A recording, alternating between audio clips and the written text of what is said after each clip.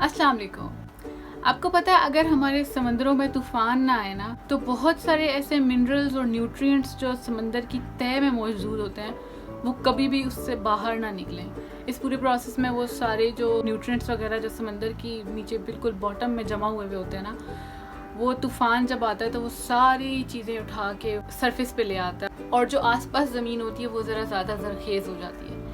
इसी तरह अगर आप लोग देखेंगे जो हमारे अर्थक्वेक्स होते हैं, अर्थक्वेक से वो जो ऑयल के ज़ख़ीरे होते हैं जो छुपे हुए होते हैं वो भी डिस्कवर हो जाते हैं। इसी तरह जो हमारे थंडर स्टॉर्म्स होते हैं उनकी वजह से हमारी ज़मीन की जो एक इलेक्ट्रिकल बैलेंस होता है ज़मीन की सरफेस में और उसके एटमॉस्फेयर में, वो बैलेंस रहता है। तो ये जो सारी चीज़ें होती हैं जिनको हम समझते हैं कि ये बहुत ख़राब हैं या ये हमारे लिए नुकसान का बायस हैं या फिर ये कोई हमारे लिए अज़ाब आ गया अल्लाह ताला की तरफ से या कोई हम सज़ा काट रहे हैं, इन चीज़ों का कोई ना कोई फ़ायदा होता है। Same thing goes for our lives as well. अगर हमारी ज़िंदगी में कोई मुश्किल हालात आ गए हैं, किसी तरह चीज़ की शॉर्टेज हो गई है,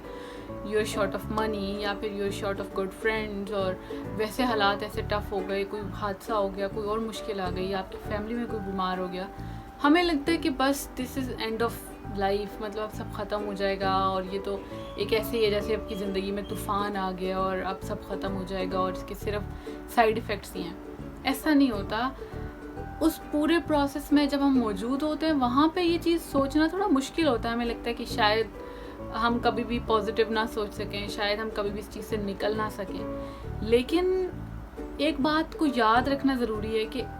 हर चीज़ का एक ऑपोजिट पहलू होता है,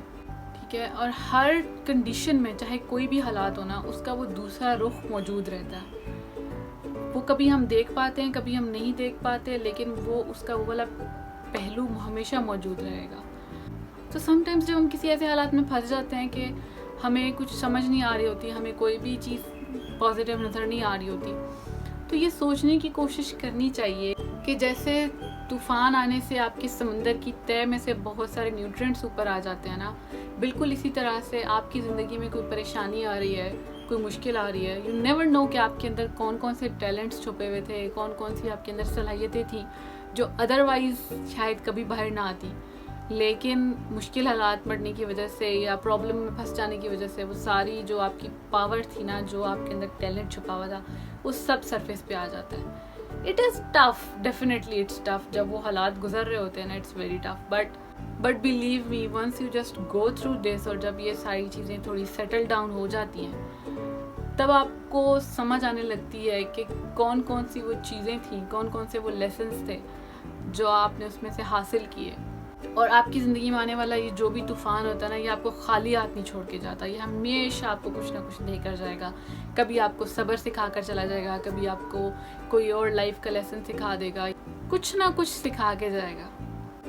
अगर आप ऐसी किसी मुश्किल में फंसे हुए हैं तो इट्स डेफिनेटली अंडरस्टैंडेबल कि आप एकदम से जो है उस चीज़ से निकल नहीं आएंगे, या फिर ज़बरदस्ती आपके अंदर किसी तरह की पॉजिटिविटी इनकलकेट नहीं की जा सकती। It's definitely hard to think otherwise. लेकिन एक चीज़ का यकीन रखना चाहिए कि once all of these things are gone,